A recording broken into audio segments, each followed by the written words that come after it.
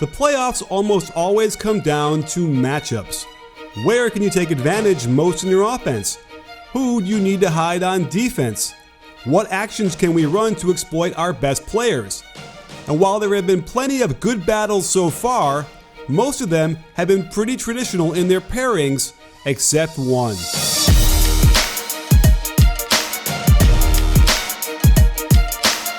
When prepping for the Pelcians Warriors series, I have to admit, the thought of Alvin Gentry sending Drew Holliday out to guard Kevin Durant did not enter my mind.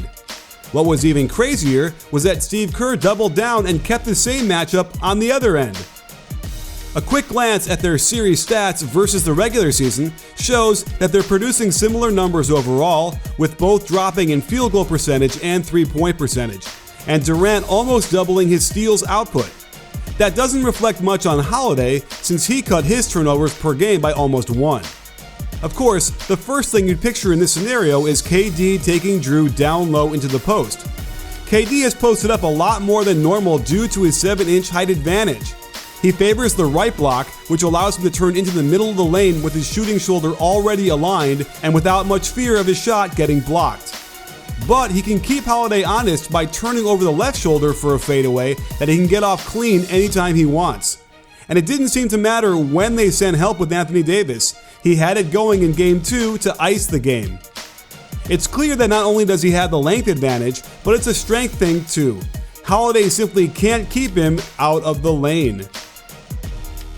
And this plays right into the Warriors' playbook, since their staple on offense is the low post split. But instead of looking for shooters, they just let KD attack, and the cutting keeps the other defenders completely occupied.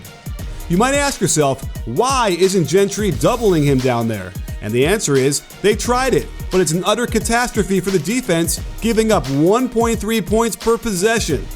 The Warriors are well prepared for it by flashing a ball handler to the middle to receive the pass, then finding the cutter on the weak side at the basket.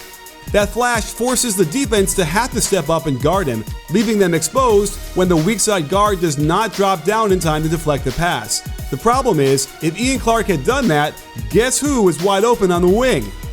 And if you make the mistake of doubling one pass away off the cutter, KD will find him, and these guys will finish. The best the Pelicans can hope for is to double off an inconsistent shooter and hope the ball gets skipped to him, and they'll take their chances. The problem is, we've seen Iguodala and Draymond stroke these shots too, so it's a no-win situation. Because of this advantage, it makes sense KD has hardly taken any threes against him. And it's these shots where at least Drew has a chance to maybe bother him in the air, combined with the added distance, and makes these shots a win-win for the Pelicans defense. But KD has been smart and hasn't taken the bait very often. But what happens when you turn those same jump shots into mid-range from 15 to 17 feet? Suddenly, Drew is caught in the same web as the post-up problem, and the Warriors' offense is designed to set pin-down screens for KD all over the floor. And with its organic nature, it's almost impossible to predict from one possession to another when and where they'll happen. In these actions, when all he has to do is catch and shoot, it shows you why the mid-range is still a very important shot, and one that the analytics simply cannot eliminate.